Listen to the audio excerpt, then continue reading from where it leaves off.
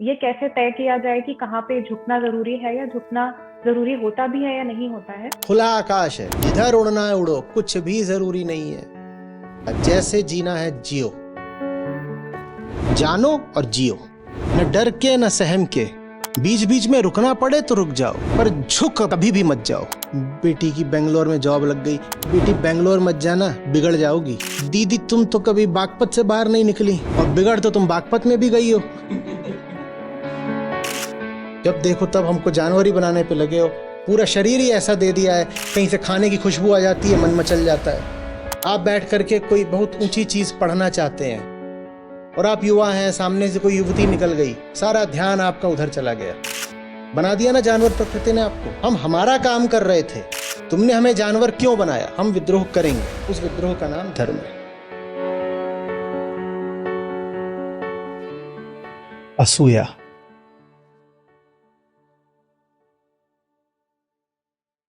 असूया क्या है? अहंकार द्वारा स्वयं को आत्मा के समतुल्य या समकक्ष समझना। अहंकार द्वारा स्वयं को आत्मा के बराबर मानना असूया है। अहंकार अपनी तुलना कर रहा है आत्मा से, और उस तुलना में जब दिखाई दे रहा है कि वो कहीं नहीं ठहरता, तो झूठ मूठ ही कह रहा है कि मैं तो बराबर हूं। आम व्यवहार में आप इसे ईर्ष्या जैसा कह सकते हैं। ईर्ष्या से भी पहले तुलना आती है ना। आप पहले तुलना करते हो, फिर पाते हो कि मामला बराबरी का नहीं है, तो भीतर से हाँ बेचैनी, क्रोध और झूठ खड़े होते हैं। उसी को ईर्ष्या बोलते हैं। तो वही असूया है। असूया के मूल में तुलना है।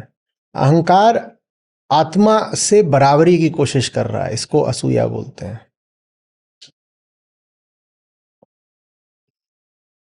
तुलना कर रहा, बराबरी कर रहा है। बराबरी करके क्या कह रहा है?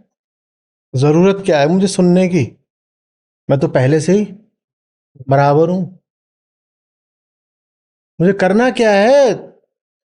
सुन के, समझ के, जान के, मान के, त्याग के, साधना से, तप से, बोध से मुझे मिलना क्या है? जिनकी तुम बात बता रहे हो, मैं तो पहले ही उनके बराबर हूं। तुम कह रहे हो पूर्ण, मैं कह रहा हूं मैं तो हुई पूर्ण। तुम कह रहे हो निर्विकार, कोई जिसमें दोष ना हो, मैं तो पहले से ही हूं निर्विकार। निर्विकार। और ठीक जब वो ये बोल रहा है, उसको पता है कि ये बोलना भी विकार है। भीतर ही भीतर ताप भी बहुत है, जलन भी बहुत है, लेकिन दर्शाना ऐसे है जैसे मामला बिल्कुल ठीक चल रहा है। दर्शाना ऐसे है जैसे आत्मा की सुनने की, आत्मा की ओर बढ़ने की कोई जरूरत ही नहीं है। मैं यहां पर बैठा हूं किससे? किससे संबंध बना के? प्रकृति से। और करूंगा क्या उधर आकर के? मेरा तो पहले ही सब ठीक चल रहा है। उधर आके क्या करना है भाई? इधर पहले ही सब ठीक चल रहा है। अभी एक का आया कि उन्होंने अपने कुछ लिखा था, पता नहीं, कुछ होंगे परिवार के कोई या दोस्तों में कोई, उनको बोला होगा कि गीता सत्र हैं, आप भी आइए। तो वो बोलते हैं कि मैं थोड़ी कोई बीमार हूं, मनोरोगी हूं, मुझे जरूरत ही नहीं, मेरा तो सब ठीक ही चल रहा है पहले से, मैं क्या करूंगी गीता पढ़ के। जो उन्होंने शब्द इस्तेमाल करा था वो ये था कि भाई मैं पहले से ही सॉर्टेड हूं, मैं पहले से ही सॉर्टेड हूं। मतलब समझ रहे हो? घुसे हुए हैं प्रकृति में, पर दावा यह है कि आत्मस्थ हैं। और चूंकि हम पहले ही आत्मस्थ हैं, तो हमें अब कृष्ण की सुननी ही क्यों है? कृष्ण अपनी बात बता रहे होंगे, हमें क्यों सुननी? हम तो पहले ही मस्त हैं। इतना ही नहीं, जो सुनने जा रहे हैं हम उनको घोषित कर देंगे कि ये सब साइको हैं, मनोरोगी हैं। भाई तुम्हें बीमारी है इसलिए तुम्हें सुनने की जरूरत पड़ती है, हम तो पहले से ही ठीक हैं, स्वस्थ हैं, सॉर्टेड हैं, कूल हैं, तो हम क्या करेंगे सुन के? समझ में आ रही है? कृष्ण की सुनने के लिए सबसे पहले ये स्वीकार करना पड़ता है ना कि हमें सुनने की जरूरत है, कि हम छोटे हैं, सीमित हैं, झूठे ज्ञान में हैं, बंधन में हैं, और हमें अपनी स्थिति से बाहर आने के लिए जो सहारा मिले हमें उसका कृतज्ञ होना है। ये अहंकार को रुचता नहीं, क्योंकि बात में आ गया ना, स्थिति से बाहर आना। स्थिति से बाहर आना माने अहंकार का ही ढह जाना। तो कहता है कि अगर मैं मान लूंगा कि मेरे पास नहीं है तो फिर मैं ही नहीं बचूंगा। अब कैसा विचित्र विरोधाभास है अहंकार की बातों में और उसके कर्मों में। उसे मानना नहीं है कि वो अधूरा है, लेकिन उसकी एक एक धड़कन में कामना धड़क रही है, और कामना ही क्या प्रमाणित कर देती है? अधूरा है। लेकिन अपने मुंह से उसे कभी नहीं मानना कि मैं बहुत पानी में हूं, मैं बहुत दुर्दशा में हूं। कोई मिला है जो माने? बिरले होते हैं जो मानते हैं कि जिंदगी खराब चल रही है और बहुत अपना बेड़ा गर्क कर रखा है। बहुत कम लोग मानते हैं। मानता कोई नहीं, दिखाते सब यही है कि बहुत बढ़िया चल रहा है, सब बहुत अच्छा चल रहा है। उनके आसपास की जो पूरी उनकी जिंदगी है वो एक के बाद एक सबूत खड़े कर रही होती है कि तुम्हारा कुछ अच्छा नहीं चल रहा है, कुछ भी अच्छा नहीं चल रहा। पर अगर उन्होंने मान लिया कि अच्छा नहीं चल रहा तो उन्हें बदलना पड़ेगा। बदलने में डर लगता है, वो मानने से इनकार कर देते हैं कि अच्छा, अगर सब कुछ अच्छा ही चल रहा होता तो तुम्हारे पास इतनी कामनाएं क्यों होती फिर? अगर सब अच्छा ही चल रहा होता, तुम भरपूर ही होते, भीतर से संतुष्ट होते, तृप्त होते, तो तुम्हारे पास इतनी सारी और इतनी अंधी सुरसा की तरह मुंह फाड़े हुए राक्षसी कामनाएं क्यों होती? क्यों होती? अगर सब ठीक होता तो इतनी बड़ी बड़ी कामनाएं होती क्या? वो भी ऐसी जो पूर्ण कभी हो ही नहीं सकती। लेकिन दावा ही क्या है? सब ठीक है, सब बढ़िया है। क्योंकि अगर मान लिया सब ठीक नहीं है तो अपमान होता है। यही नहीं सिद्ध होता कि आज गलत हो, ये सिद्ध होता है कि ये जो पूरी जिंदगी बिताई है 30 40 50 साल की, वही बर्बाद थी। तो मानना नहीं चाहते, और इतने प्रमाण खड़े होते हैं। उन प्रमाणों में जानते हैं एक विशेष प्रमाण क्या होता है? औलादें।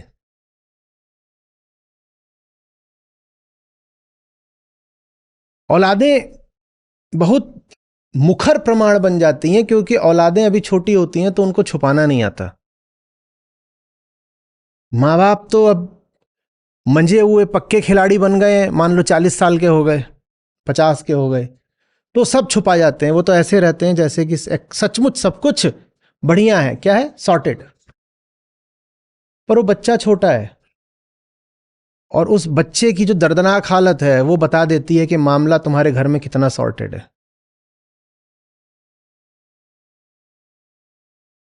जैसे कि माँ बाप दोनों की पूरी जिंदगी की विफलता और मूर्खता उस बच्चे के ऊपर टूट कर गिरी हो, जैसे आपकी विफलताएं और मूर्खताएं वो संतान बनकर खड़ी हो गई हो। और उस संतान को देखो, बिल्कुल साफ दिख जाता है कि ये क्या नमूना पैदा करा है। और अगर माँ बाप में जरा सा भी दम होता तो औलाद ऐसी कैसे निकल सकती थी? पर औलाद चूंकि अभी छोटी है तो उसकी हस्ती, उसके कर्म, उसका चेहरा, उसकी बोल बातचीत उससे साफ पकड़ में आ जाता है, दृष्टिगोचर हो जाता है कि ये बहुत अभी खराब हालत में है। और वो औलाद जरूरी नहीं 5 ही साल की हो, 5 की हो, 10 की हो, 15 की हो, कई बार 25 की हो, तो भी इतनी नालायक औलाद, इतनी ज्यादा नालायक औलाद।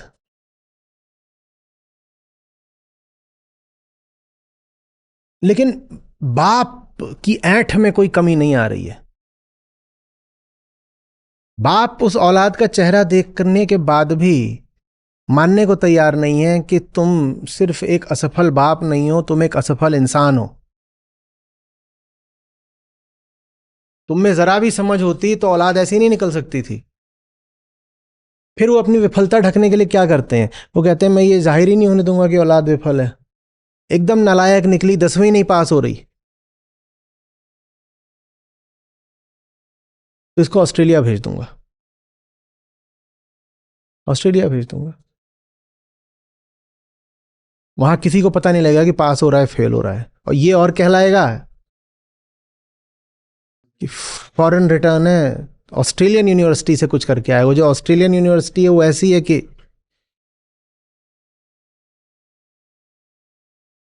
बहुत वहां जमीन है और घोड़े बहुत हैं वहां। तो रैंचेस होती हैं, इतना इतना है तो क्या उसमें। वो इस स्तर की यूनिवर्सिटीज हैं, सब नहीं, पर हर जगह पर हर स्तर का मामला होता है ना। तो वहाँ अच्छी वाली भी हैं और एकदम जो गिरी हुई हैं वो वाली भी हैं, और जो वहाँ की गिरी हुई हैं वो यहाँ की गिरी हुई से ज़्यादा गिरी हुई हैं। वो चलती इसी आधार पे हैं कि वहाँ पे भारत और पाकिस्तान और इस तरह के देशों के जो अमीरजादे हैं वो आएंगे, बहुत सारे पैसे लौटाएंगे और फर्जी डिग्री लेके वापस चले जाएंगे। असूया, मैं पहले ही ठीक हूं, मुझे कृष्ण की जरूरत क्या है।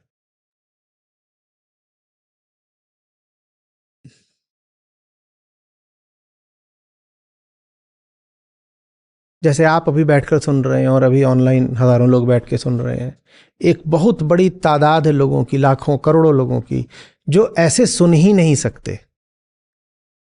उनके लिए ऐसा बैठना ही बहुत खौफ की बात है,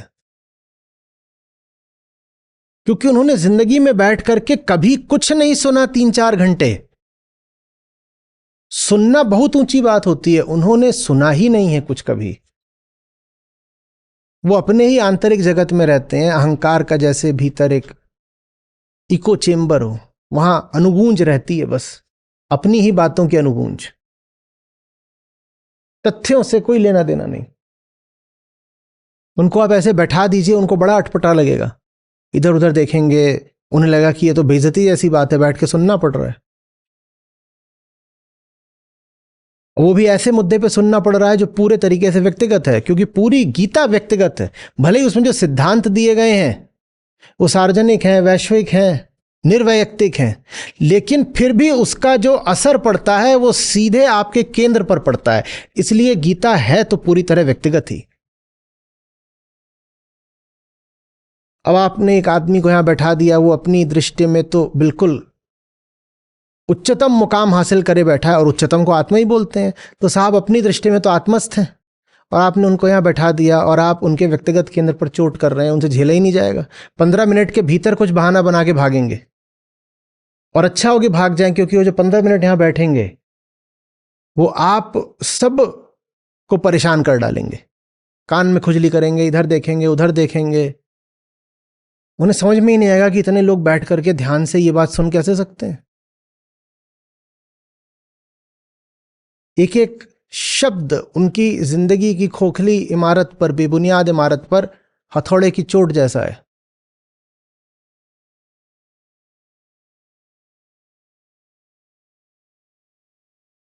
समझ रहे हो बात को?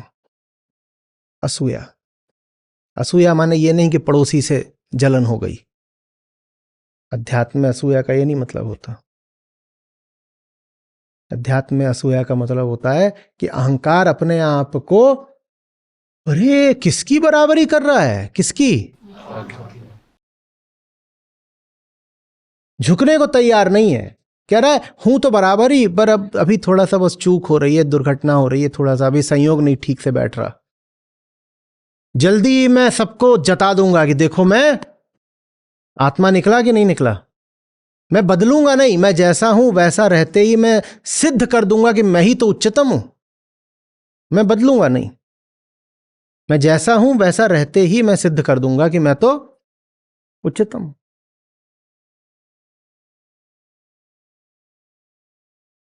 स्क्वॉश का खेल होता है, उसमें जो ग्रिप होती है वो बहुत महत्व की होती है, बहुत महत्व की। और जब आप शुरू में खेलना सीखते हैं, तो अगर आप में से कोई खेलना जा रहा हो, शुरू कर रहा हो, तो मेरी सलाह होगी कि किसी कोच से ही सीखिएगा। मेरे लिए भी बड़ी तकलीफ की बात रही है, क्योंकि मैं बैडमिंटन के बाद स्क्वॉश खेलने गया था, तो ग्रिप जो है वो मेरी भी फंसी। तो आप लोग किसी कोच से ही सीखिएगा। तो हम लोग नोएडा में थे जहाँ पर हमारे कोच थे, तो वहाँ पर मैंने एक बार देखा था, वो मैं आपको बताता हूँ। तो वहाँ कोई कोई मतलब खिलाड़ी जैसे थे, और शायद उनका फौजी बैकग्राउंड था।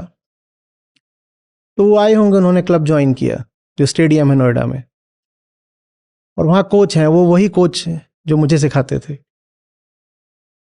तो कोच उनको बता रहे हैं कि आपकी जो ग्रिप है ये ठीक नहीं है, और स्क्वॉश में ग्रिप बहुत महत्वपूर्ण चीज़ है। बोले आपकी ग्रिप ठीक नहीं है। पर ये जो साहब थे, ये फौज से आए थे, 40 करीब इनकी उम्र रही होगी, शायद इन्होंने पिछले 20-22 साल से स्क्वॉश खेला हुआ था, और जैसे पकड़ रखे थे वैसे ही खेला हुआ था। और ग्रिप ना भी ठीक हो तो भी आप एक स्तर तक, एक लेवल तक तो खेल ही लेते हो। तो वो समझाने की कोशिश कर रहे हैं आपकी ग्रिप ठीक नहीं है। तो उन्होंने कुछ सुना, और फिर मालूम है कोच से क्या बोलते हैं? ये मेरे आंखों के सामने हो रहा है। ये बोलते हैं आइए थोड़ा सा रैली करते हैं, आइए रैली करते हैं। और उस रैली में ये सज्जन जितनी जान लगाकर हो सकता था उतनी जान से कोच के ऊपर पॉइंट बनाने की कोशिश कर रहे थे। पता नहीं इनको पता था कि नहीं ये क्या कोशिश कर रहे हैं, पता नहीं कोच भी समझे कि नहीं, पर मैं बाहर खड़ा हुआ था। तब तो मैं शुरू ही कर रहा था, तो मैं देखा करता था कि अच्छे लोग कैसे खेलते हैं। मैं बाहर खड़ा था, मुझे साफ दिख रहा था कि ये क्या कर रहे हैं। वो क्या कर रहे थे? हाँ, असूया है ये। समझ रहे बात को? मैं क्यों बदलूं जब जैसा मैं हूं वैसा रहते हुए ही मैं तुम्हारी बराबरी कर सकता हूं। तुम आए हो मुझे ज्ञान देने, तुम आए हो मुझे बताने कि मेरी ग्रिप गलत है, देखो मैं गलत ग्रिप के साथ ही तुम्हें हरा दूंगा। ये तो छोड़ो कि मैं बदलूंगा, मैं तुम्हें हरा के दिखा दूंगा। ये अहंकार है। नहीं तो कोई तुक बनता है कि कोई आपसे कह रहा है कि ग्रिप ठीक करो, और आप उससे बोले रैली खेलो। आप तो कहोगे कि हाँ साहब बताइए कैसे। असल में स्क्वॉश बहुत तेज खेल होता है, टेनिस वगैरह में समय होता है, तो टेनिस में फोरहैंड और बैकहैंड जो ग्रिप है वो अलग अलग होती है, क्योंकि आपको वक्त मिल जाता है।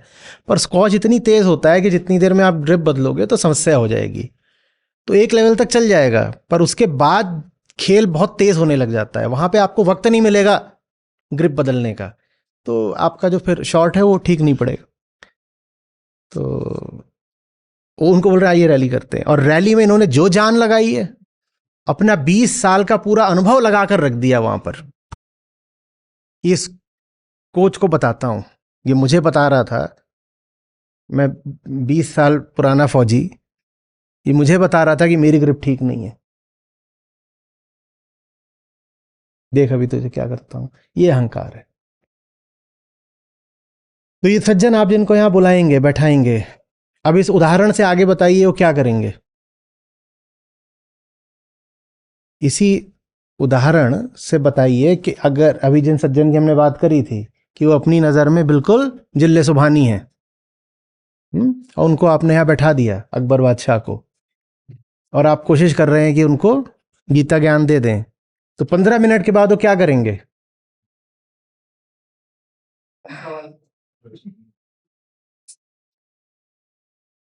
वो सवाल नहीं होगा, वो इल्ज़ाम होगा, वो दोष दृष्टि होगी। वो बताएंगे कि या तो जो मैं बोल रहा हूं वो गलत है, या गीता में ही जो लिखा है वो गलत है।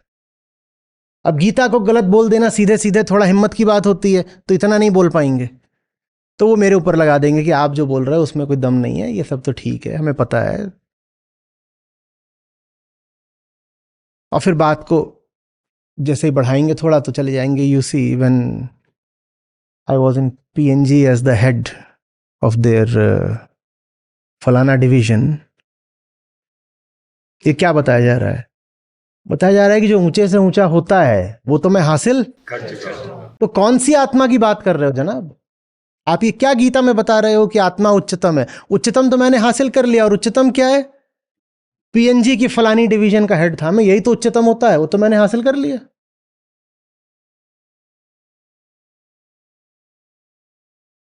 समझ में आ रही बात? ये असूया, कृष्ण कह रहे हैं जिनके पास असूया है वे मेरे मत पर नहीं चल पाएंगे। और जब कृष्ण यहां पर कह रहे हैं मेरा मत, तो उनका क्या आशय है? सत्य का प्रतिनिधि बनकर बोल रहे हैं, उनका कोई व्यक्तिगत मत नहीं है। कृष्ण यहां कोई व्यक्ति नहीं है। गीता में कृष्ण कब क्या बनकर बोल रहे हैं ये समझना जरूरी है। तो जब यहां पर कह रहे हैं मेरे मत पर नहीं चल पाएंगे, तो उनका आशय गीता पर नहीं चल पाएंगे। कृष्ण का मत माने गीता, और कौन सा मत है कृष्ण का?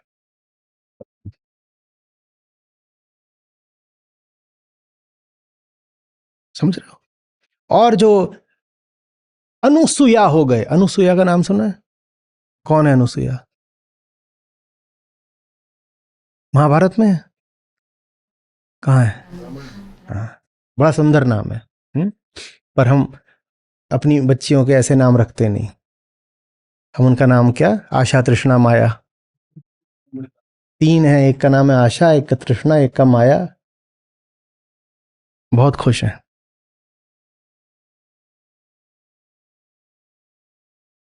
माँ का नाम अपूर्णा। क्या कह रहे हैं फिर आज कृष्ण? ये में मत मिदम नित्यम अनुतिष्ठन्ते मानवाः श्रद्धावन्तो अनसूयन्तो मुच्यन्ते ते अपि कर्मभिः।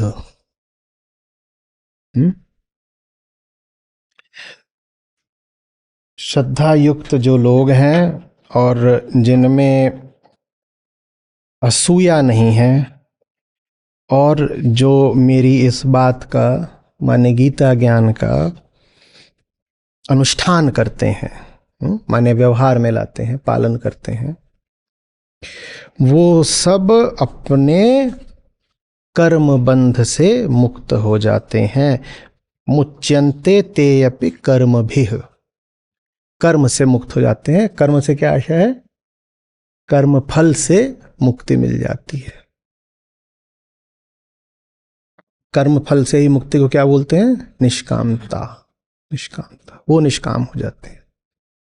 पूरा श्लोक कह रहा है श्रद्धा, निष्कामता, कर्म फल से मुक्ति और अनसूया, इनको एक तल का जानिएगा। और इन चारों में से कोई भी एक बाकी 3 के अभाव में हो नहीं सकता।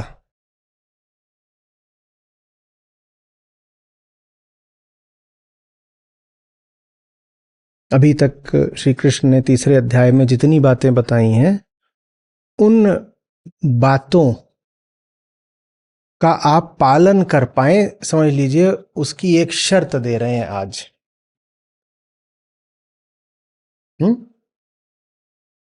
26, 27, 28, 29, 30 और पीछे भी जा सकते हैं। वहां जितनी बातें बोली हैं, 31वें में एक वहां पर अर्हता, एक शर्त रख दी है उन्होंने। ये होगा तो ये जो सारी बातें हैं, सारा ज्ञान है, फिर तुम पर फलित होगा, नहीं तो कुछ नहीं। क्या है पहली शर्त? श्रद्धालु होना चाहिए। दूसरी, असूया नहीं होनी चाहिए। श्रद्धा होनी चाहिए, असूया नहीं होनी चाहिए। श्रद्धा का क्या अर्थ होता है? परिणाम नहीं सोचूंगा। असूया का क्या अर्थ होता है? औकात में रहूंगा। दोनों के लिए ही क्या आवश्यक है? आत्मज्ञान। मैं अपनी सीमा में, अपनी औकात में रहूंगा, इसके लिए क्या पता होना चाहिए कि भाई मैं हूं कितना बड़ा, इसको आत्मज्ञान बोलते हैं। और मैं अपनी कामना पर नहीं चलूंगा, इसके लिए भी क्या पता होना चाहिए कि ये जो कामना कहाँ से आती है, ये सब नकली जगहों से आती है। बाहर से किसी ने आकर के कामना अपने भीतर बैठा दी, हम क्या लगते हैं मेरी कामना। तो निष्काम होने के लिए भी क्या चाहिए, आत्मज्ञान। वरना तो अब आप कामना को क्या समझते रहोगे, मेरी कामना, जबकि सारी कामनाएं क्या होती हैं, वो प्रभावित कामनाएं होती हैं, इंड्यूस्ड कामनाएं होती हैं। और अहंकार आत्मा से अपनी तुलना ना कर दे, उसके लिए भी क्या जरूरी है, आत्मज्ञान। नहीं तो कौन किसी को रोक रहा है ये सोच पाने से या पुनिच भगवान है, कोई भी सोच सकता है, मैं ही तो हूं। और अहंकार की इससे बड़ी कोई फैंटेसी नहीं होती क्या।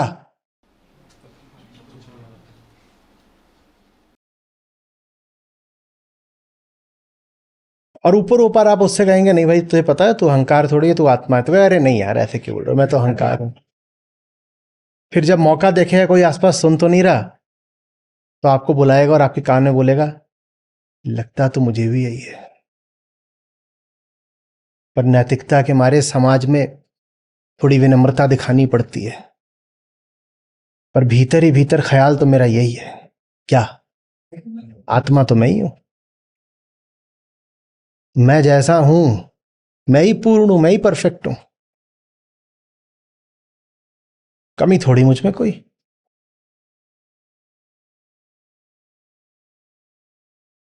अरे उसको कमी दिख ही रही होती तो उसने कमी ठीक ना कर ली होती।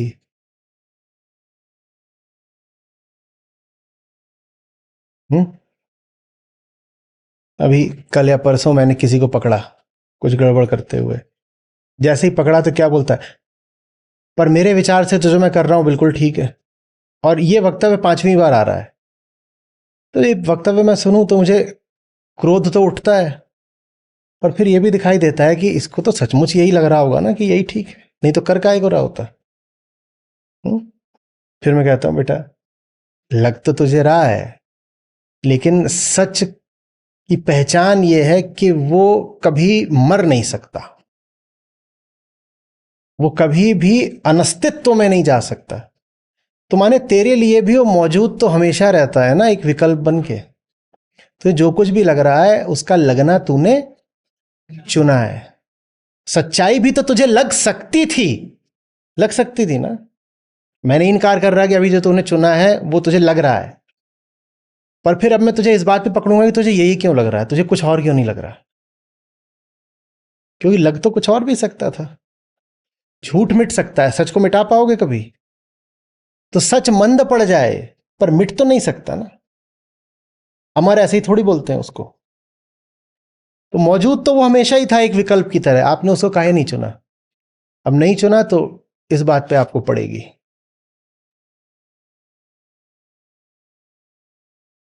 लेकिन थोड़ी रियायत करनी पड़ती है, क्योंकि अहम के देखिए ये बात भी सही है कि उसको जो लग रहा है उसको सचमुच वही लग रहा है, उसको तो सचमुच वही लग रहा है। और कई बार वो थोड़ी मासूमियत के साथ बोल भी देता है पर मुझे तो ऐसे ही लग रहा है। अब ये समझ में नहीं आता कि इस मासूमियत पे उसको पुचकारें या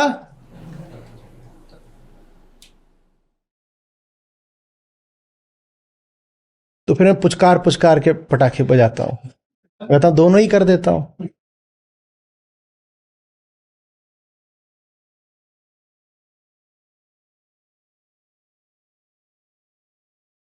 समझ में आ रही है बात? श्रद्धा बिना आत्मज्ञान के नहीं हो सकती। कृपा करके ये मार्ग वगैरह अलग अलग मत कर दिया करिएगा कि श्रद्धा तो भक्ति मार्ग वालों की होती है और भक्ति मार्ग में आत्मज्ञान का क्या काम। ये सब बहुत फिजूल की नौटंकियां हैं, बहुत हो गई, समाप्त करिए। इन्हीं नौटंकियों ने धर्म को कहीं का नहीं छोड़ा। एकदम मूर्खता की बातें इन्हीं के कारण कोई आदमी मंजिल तक नहीं पहुंच पाता, इन्हीं कारण समाज में इतनी तरह की भ्रांतियां फैलती हैं, अंधविश्वास फैलते हैं, आदमी आदमी का शोषण करता है। और मुक्ति तो छोड़ दो कि धर्म से मुक्ति मिलेगी, हम पता नहीं कितने ऐसे बंधन अपने लिए खड़े कर लेते हैं धर्म के नाम पर, जो उनके पास भी नहीं होते, जो अधार्मिक है। बहुत लोग चुनते हैं धर्म को त्याग देना, क्योंकि वो कहते हैं कि धर्म वालों से कहीं अच्छी जिंदगी तो अधर्म या विधर्म वालों की है, तो कहते हैं छोड़ो ना। धर्म वालों में अगर दिख रहा होता कि एक संपूर्णता है, शांति है, मौन है, मुक्तता है, तो होना तो ये चाहिए था ना कि सब लोग धर्म की ओर खींचे चले आते। होना तो ये चाहिए था, अच्छी चीज की ओर क्यों कौन नहीं आएगा। पर होता उल्टा है, सब मूर्खताएं धर्म वालों में दिखाई देती हैं। अगर आपसे कहा जाए कि जल्दी से जाके एक मूर्ख आदमी खोज लाओ, तो ज्यादा संभावना है कि वो किसी धार्मिक पंडाल में मिलेगा। सबसे ज्यादा मूर्ख वहीं पाए जाते हैं। और ये बहुत क्षोभ की बात है, इससे ज्यादा दुखदाई बात नहीं हो सकती, पर यही है, धर्म मूर्खताओं का अड्डा बन गया है।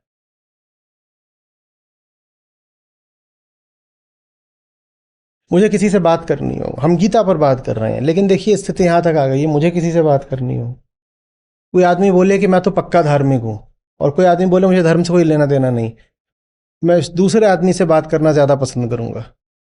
ज्यादा संभावना है कि मैं उसको गीता समझा पाऊंगा। धार्मिक आदमी से तो बात करना ही बहुत मुश्किल है। बहुत फिजूल की मान्यताओं का, हठ का, अहंकार का,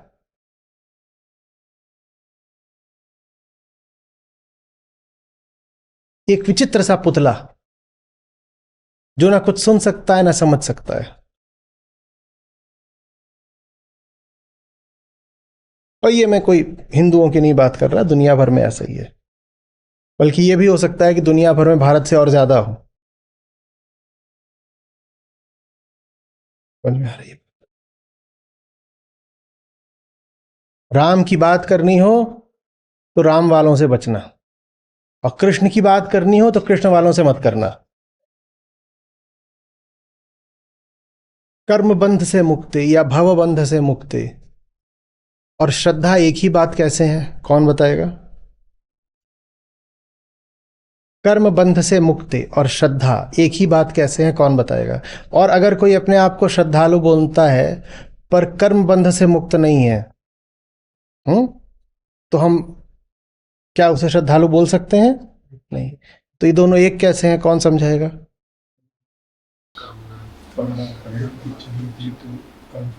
कर्मबंध क्या होता है, एकदम सरल कर दीजिए। कर्मबंध क्या होता है? परिणाम की परवाह करना, कि कर्म अपने आप में पूरा नहीं है। कर्म की एक दुम निकली हुई है, किस दिशा में? भविष्य की दिशा में। कर्म पूरा नहीं हुआ है अभी, कर्म अभी बचा हुआ है, कर्म का एक पुछल्ला लगा हुआ है और पता नहीं कहां तक जाएगा।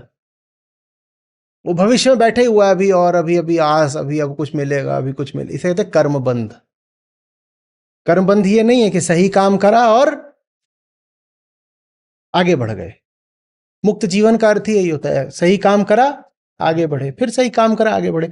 कर्मबंध का अर्थ होता है काम करा और अब फिर इंतजार कर रहे हैं। काम हो सकता है 5 ही मिनट करा, इंतजार 5 साल से कर रहे हैं। किस बात का? भोग कब मिलेगा? नहीं, कुछ करा था उसका, कुछ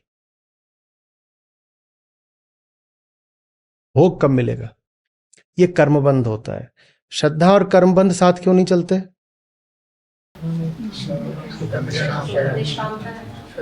श्रद्धा में भी नहीं देखा जाता कि क्या मिलेगा, और कर्म मुक्ति में या निष्काम कर्म में भी नहीं देखा जाता कि आगे क्या मिलेगा।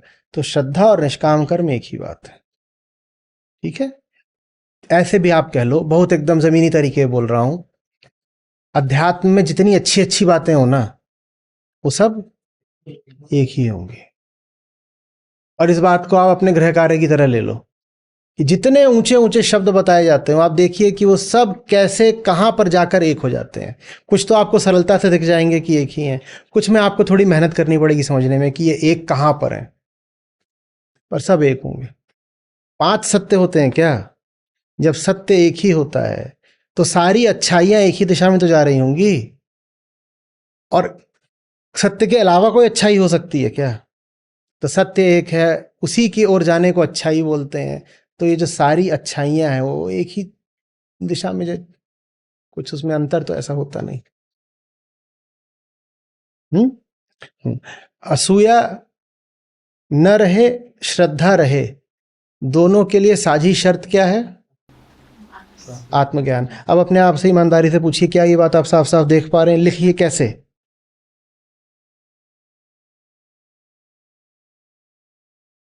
असूया का मतलब कि चींटी अपने आप को क्या मानती है? हाथी। चींटी क्या मानती है? और अगर जीवन सबूत देता है कि तू हाथी नहीं है तो वो क्या करती है? सबूत को ही झुठला देती है, या जाती है कहीं से और नया सबूत लाने कि मैं तो हाथी जैसी हूं। या कि अगर मैं चींटी हूं भी तो भी मैं हाथी को तो परास्त कर सकती हूं, तो फिर हाथी होने का लाभ ही क्या है?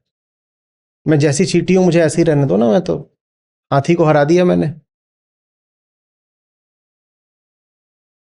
हाथी को हरा दिया।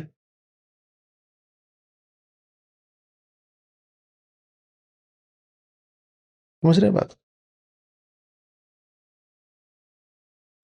आचार्य जी, मेरा प्रश्न ये है कि जब आप सही कर्म करने चलते हैं तो साथ में फिर किसी पुराने कर्म को नकारना भी पड़ता है, किसी पैटर्न को। तो यूजुअली सामाजिक विरोध जब उठता है वो तभी उठता है जब आप किसी पुराने चले आ रहे पैटर्न को नकारते हो। और अक्सर ये तर्क दिया जाता है कि थोड़ा फ्लेक्सिबल होना या झुकना जरूरी है। तो मेरा प्रश्न ये है कि ये कैसे तय किया जाए कि कहाँ पे झुकना जरूरी है या झुकना जरूरी होता भी है या नहीं होता है। और तो या फिर अड़े रहना ही ठीक होता है। तो ये कैसे तय किया जाए? कुछ भी तय करने का पैमाना तो मनुष्य ही होगा ना। हम सब कुछ हमारे लिए ही है, तो अगर कुछ जरूरी है तो किसके लिए है? हमारे लिए। और कुछ नहीं जरूरी है तो वो भी हमारे लिए ही है। तो कोई मुझसे बोले कि कुछ मेरे लिए जरूरी है, तो इसका मतलब ये है कि अगर वो चीज नहीं होगी तो मेरी हस्ती ही मिट जानी चाहिए। आवश्यकता तो उसको बोलते हैं कि जो अगर पूरी नहीं हुई तो आप ही नहीं बचेंगे। बाकी सब कुछ तो आपके चुनाव का विषय है, आवश्यक नहीं है, वैकल्पिक है, आवश्यक नहीं। सांस लेना आवश्यक है, मिठाई खाना वैकल्पिक है। ठीक है, तो आवश्यक कुछ भी कैसे हो गया? सब वैकल्पिक ही है, हर जगह चुनाव ही मिला हुआ है। वेदांत का यही तो जादू है, वो आपको ताकत से भर देता है। कहता है सब तुम्हारी समझने पर, सोच पर, चुनाव पर, चेतना पर आश्रित है। कुछ भी आवश्यक नहीं है, कोई नियम नहीं है जीवन का। एक प्यास बस है जीवन में, वो प्यास है आत्मा को पाने की, बाकी कोई अनिवार्यता नहीं है। और अगर शरीर समझते हो अपने आप को तो अनिवार्यता एक ही है, मौत। जाकर के आप इसे संतों से पूछेंगे तो वैसे कहेंगे कि जिस चीज को आवश्यक कह रहे हो वो मौत के पार जाएगी क्या? रही बात मौत की, तो उस तक तो आप चले जाओगे बिना किसी आवश्यक चीज को लिए हुए भी, तो कुछ भी आवश्यक कहां हुआ? जो बातें समाज और ये सब आपको आवश्यक बताते हैं, वो बातें क्या आपको मौत से बचा देंगी? और वो बातें अगर नहीं भी हैं तो भी मौत तक की जिंदगी तो आप जी ही लोगे ना, तो कुछ भी आवश्यक कैसे हो गया? ये प्रश्न अपने आप से पूछना जरूरी है ना। नहीं अगर है वो वस्तु मेरे पास तो क्या? और वो बोले कि अगर ये वस्तु नहीं होगी तो पछताओगे, तो आप कहिए आपको इस बात की न तो कोई समझ है ना अनुभव है, क्योंकि आपने तो वो वस्तु आवश्यक समझ के पकड़ ही ली, आपने तो वो बंधन आवश्यक समझ के स्वीकार ही कर लिया। तो आपको क्या पता उन लोगों का जो उस बंधन को स्वीकार नहीं करते। क्या आपने वो बंधन अस्वीकार करा था? क्या आपने वो बंधन अस्वीकार करा था? आपने तो अस्वीकार करा नहीं। तो आपको क्या पता कि अस्वीकार करने पर कौन सा बड़ा भारी नुकसान हो जाता है? आप तो बस अनुमान लगा रहे हो। आप तो अनुमान ही तो लगा रहे हो।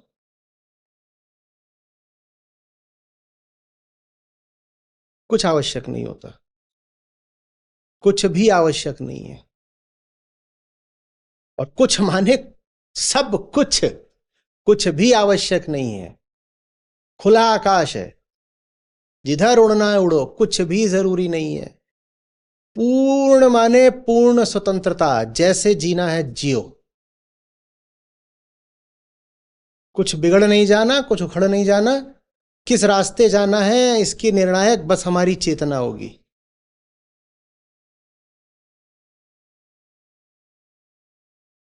मरना तो ना समझो को भी है, तो समझदारी में ही क्यों ना जिए? या वो अपनी नासमझियां करके और 100 तरह के समझौते करके अमर हो जाते हैं। वो जो ये केंचुए सा रेंगता हुआ समझौते और समर्पण का जीवन जीते हैं, इससे उनको अमरता मिल जाती है।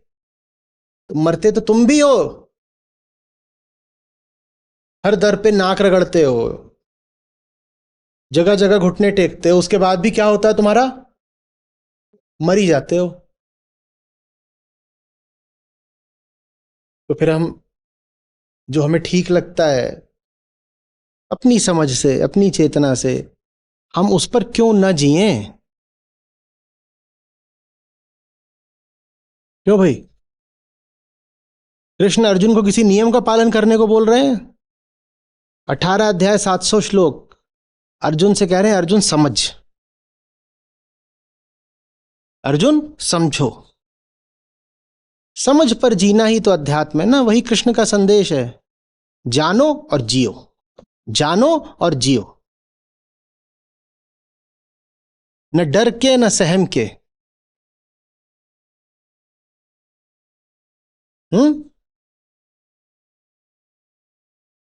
बीच बीच में रुकना पड़े तो रुक जाओ, पर झुक कभी कभी भी मत जाओ। ये सब किसी मूल्य के नहीं होते। जब बातें बताई जाती हैं, अरे ऐसे नहीं करोगे तो ऐसा हो जाएगा, तुम्हें क्या पता क्या हो जाएगा? जो कभी अपने बिलों से बाहर नहीं निकले वो बताते हैं कि खुले आसमान पे उड़ोगे तो गोली लग जाएगी। तुम्हें कैसे पता? तुम तो बिल से बाहर निकल के कभी घुटने तक की ऊंचाई पे नहीं उड़े। तुम्हें क्या पता आसमान में उड़ने पे गोली लगती है कि नहीं लगती है, कि क्या होता है? तुम अगर विशेषज्ञ हो भी तो किस जगह के?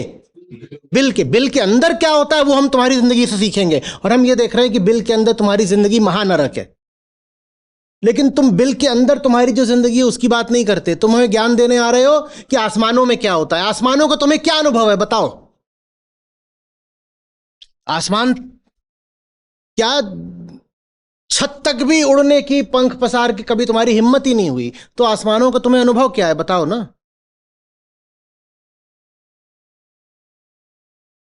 ये सब नहीं सुनना है एकदम।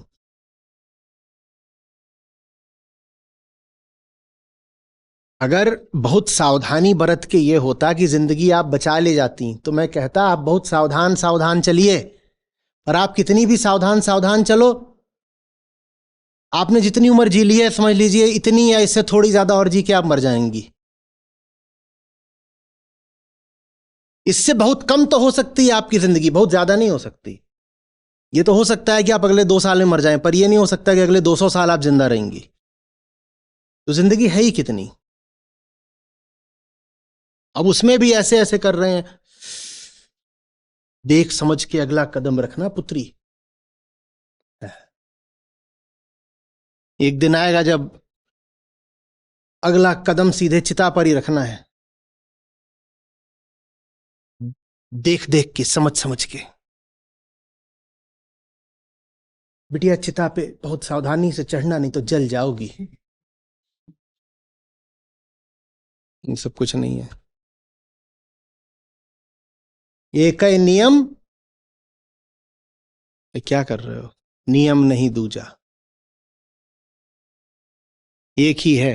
क्या? अपूर्ण हूं, पूर्ण होना है बस। इसके अलावा हम किसी नियम को नहीं मानते। बेटी की बेंगलोर में जॉब लग गई, बेटी बेंगलोर मत जाना, बिगड़ जाओगी। दीदी तुम तो कभी बागपत से बाहर नहीं निकली, और बिगड़ तो तुम बागपत में भी गई हो। अगर हमें बिगड़ना ही है तो कम से कम बेंगलोर में बिगड़ने दो।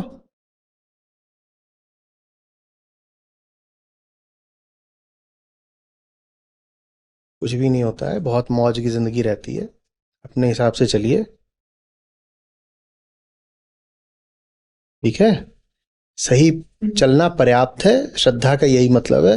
आगे हमें नहीं पता क्या होना है, पर अगर हम सही चल रहे हैं तो जो भी होगा ठीक ही होगा, देख लेंगे।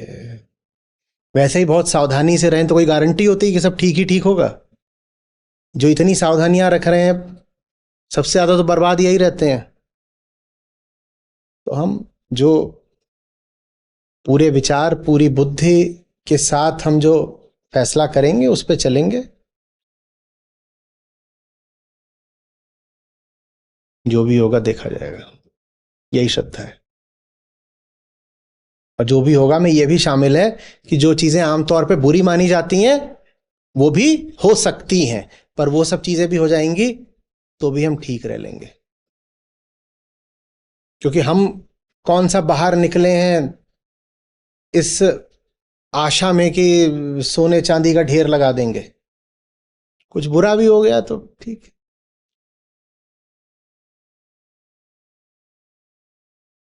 अंतर समझिएगा। जो साधारण श्रद्धा होती है, नकली वाली श्रद्धा, वो कहती है अरे कुछ बुरा ना हो जाए। और जो वास्तविक श्रद्धा होती है वो कहती है अच्छा हो या बुरा हो देख लेंगे। अंतर समझ रहे हो? साधारण श्रद्धा डरी हुई है, वो बार बार यही मन्नत कर रही है कि कहीं कुछ बुरा ना हो जाए। और वास्तविक श्रद्धा में कितनी जान है, वो कहती है अच्छा हो जाए तो भी ठीक, और बुरा हो जाए तो भी देख लेंगे। ये वास्तविक श्रद्धा है।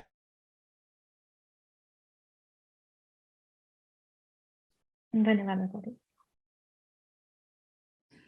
प्रणाम आचार्य जी।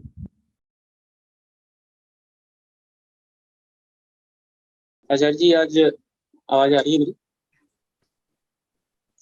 आज आप असूया का मतलब समझा रहे थे, जिसमें आपने कहा कि अहंकार यह मानना नहीं चाहता कि मैं छोटा हूँ। चींटी होने पर भी अपने को हाथी मानता है, और आत्मा के बराबर खुद को मानता है, अपनी गलती नहीं मानता। कहता है जैसे हम लोग भी कहते हैं कि सब ठीक ही चल रहा है।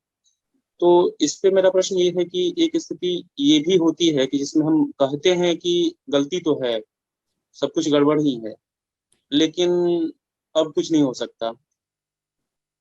तो इसमें भी क्या अहंकार आत्मा से ही बराबरी कर रहा है, या ये कुछ और है? थोड़ा समझा के बोलिए क्या कह रहे हैं। जैसे कि एक स्थिति तो ये हो गई कि हम कहते हैं कि नहीं, कुछ गड़बड़ नहीं है जिंदगी में, तो वहां तो आपने समझाया कि आत्मा से बराबरी कर रहा है वो। तो एक स्थिति ये होती है कि नहीं, हम मान लेते हैं कि गलती है, लेकिन अब कुछ हो नहीं सकता है। कुछ हो नहीं सकता मैंने क्या? मतलब कुछ बदल नहीं सकते, या हम मतलब जो एक मुक्ति वाली स्थिति है वहां तक नहीं पहुंच सकते, ऐसा जो। तो मुक्ति अतीत में थोड़ी पानी होती है, गलती तो पीछे करी थी ना। जी जी। मुक्ति तो अभी होती है, पीछे थोड़ी होती है मुक्ति। तो जैसे कि आज ही आप चर्चा कर रहे थे ना कि आपको काफी समय लगा, और सबको ही समय देना ही होता है। तो जैसे होता है कि हाँ, कुछ लोग हैं कि उम्र के उस पड़ाव पे हैं जहाँ पे अब समय जैविक जो स्थिति। प्रयास के अलावा कुछ भी नहीं। कुछ लोग ऐसे भी रहे हैं जिनके साथ मुझे बस 3 महीने ही लगे हैं और बहुत अंतर आ गया उसमें। जी। प्रयास के अलावा कुछ नहीं। आप का जो पूरा प्रश्न है उसी में कामना बैठी हुई है। कामना ये है कि मैं जिस पे काम कर रहा हूं मैं सीधे उसको ग्रेजुएट बना दूंगा। जी जी प्रयास करना होता है। कौन कितना उठेगा हमें क्या पता। आप इतने लोग सुन रहे हो, आप तो मुझे दिखाई भी नहीं दे रहे हो कितने लोग अभी सुन रहे हो, हजारों लोग। मुझे क्या पता किसके मन में कितनी बात प्रवेश कर रही है। दर्जनों अभी ऐसे होंगे जो ऊँघ भी गए होंगे, पर मैं तो प्रयास कर रहा हूं ना अपनी ओर से।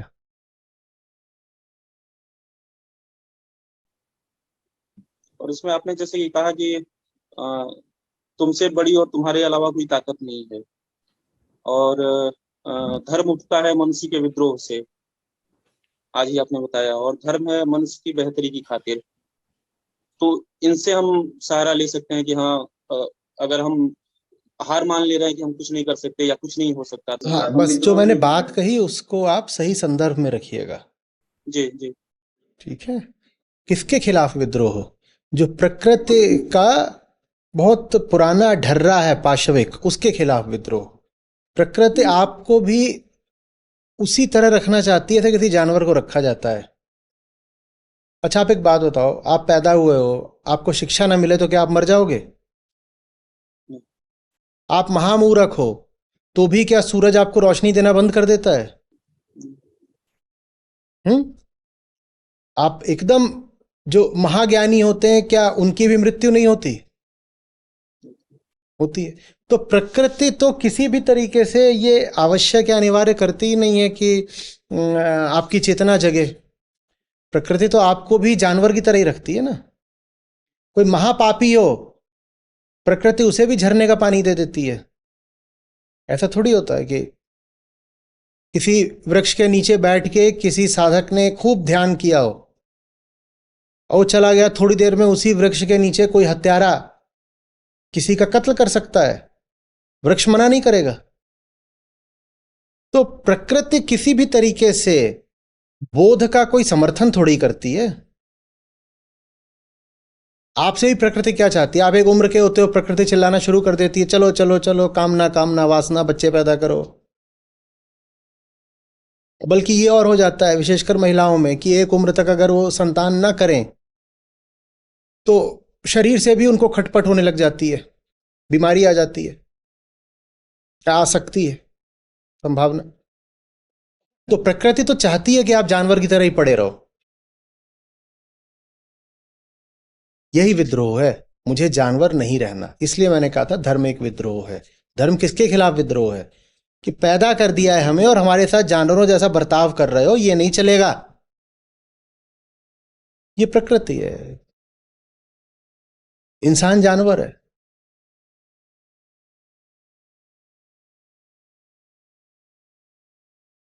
विद्रोह जरूरी है।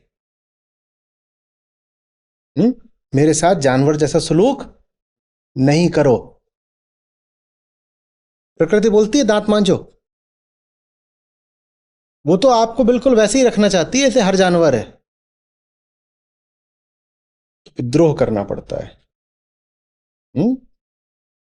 दो तरह के विद्रोह होते हैं, एक अपनी आंतरिक पशुता के खिलाफ और दूसरा सामाजिक पशुता के खिलाफ।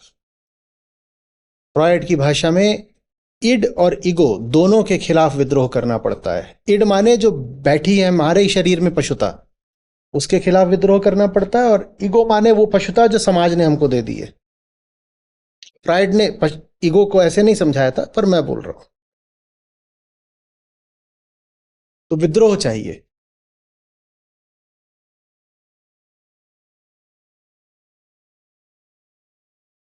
धर्म विद्रोह है किसके विरुद्ध? प्रकृतिगत पशुता के विरुद्ध। समझ क्या रखा हमको? जब देखो तब हमको जानवर ही बनाने पे लगे हो। पूरा शरीर ही ऐसा दे दिया है, कहीं से खाने की खुशबू आ जाती है, मन मचल जाता है। सोने का समय हो जाता है, आंखें भारी हो जाती हैं। क्या आप जानवर बना दिया है पूरा हमको? ये प्रकृति करती है, पूरा जानवर बना देती है। आप बैठ करके कोई बहुत ऊंची चीज पढ़ना चाहते हैं और आप युवा हैं, सामने से कोई युवती निकल गई, सारा ध्यान आपका उधर चला गया। बना दिया ना जानवर प्रकृति ने आपको। तो विद्रोह करना पड़ता है कि हम हमारा काम कर रहे थे, तुमने हमें जानवर क्यों बनाया, हम विद्रोह करेंगे। उस विद्रोह का नाम धर्म है। आचार्य जी, आपने जैसे बोला कि अतीत को लेके नहीं चलना है, और तो इसमें एक ये चीज भी हो सकती है, वीडियो में आपने बोला था कि जैसे कि ऐसे मिलो किसी से कि जैसे आखिरी हो, या फिर ऐसे दिन खत्म करो जैसे कि आखिरी है। तो इससे भी क्या एक मतलब ये ले सकते हैं कि अतीत को छोड़े, आज मैं क्या कर रहा हूँ उस पे ध्यान लगा के, क्योंकि एक समय तो ये भी हो सकता है कि हम अतीत का अपना विश्लेषण करते रहे, और एक ये है कि हाँ आज मैं क्या कर रहा हूँ। किसी स्थिति में कोई बात समझाने के लिए ये मुहावरे की तरह कहा जा सकता है कि ऐसे जियो जैसे आखिरी दिन है। जी। कहा भी जा सकता है ऐसे, हमेशा ऐसे नहीं कहा जा सकता, कभी कभार ठीक भी है।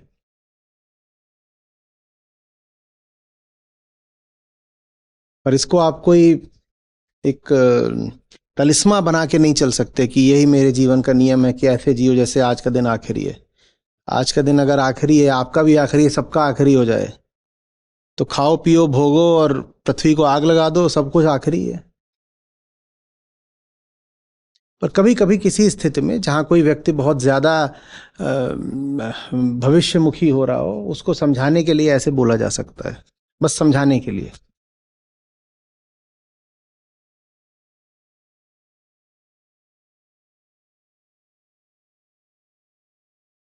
सत्य में रख श्रद्धा पार, नमित करके अहंकार, गीता की गुण करके बात, आ मुक्त हो भव बंध काट। सत्य में रख श्रद्धा पार, नमित करके अहंकार, गीता की गुण करके बात, आ मुक्त हो भव बंध काट। जी नमस्कार, मैं गगन हूँ। मैं आचार्य जी को पिछले 2.5 साल सुन रहा हूँ, सभी सत्रों से आचार्य जी से जुड़ा हुआ हूँ, और मैं एक गवर्नमेंट जॉब कंपनी में हूँ, बिजली विभाग में हूँ, वहाँ पर जहाँ पर जॉब करता हूँ मैं। आज का जो जो जो सेशन था, आचार्य जी ने बताया, तो बेसिकली जो आचार्य जी ने मुझे समझ में आया, मुझे जो समझ में आया, आचार्य जी ने आज मैं जो बना बैठा हुआ था मतलब इतने सालों से, मुझे लग रहा है कि आज मेरा जीवन पूरा व्यर्थ ही है, क्योंकि मैं संशय एक जो कंफ्यूजन मतलब एक संशय पैदा रहता रहा मन में, भ्रम रहता रहा कि एक डर एक जीवन को लेकर कि शायद बाहर कोई ऐसी चीज तो नहीं है जो जिससे शायद मैं शायद बाहर संशय करता रहा, खुद में स्वयं छोड़ करके। तो आचार्य जी ने जो आज बताया कि संशय करना ही आपको तो शुरुआत स्वयं से करिए। आज जैसे आचार्य जी ने बोला कि ईमानदार आदमी वो होता है सच्चाई के फीते से स्वयं को जांच ले, स्वयं को चेक करे कि मैं कितना संशय, मैं मुझ में कितना संशय है, ना कि इस संसार में कितना संशय है। और ये बहुत काम की चीज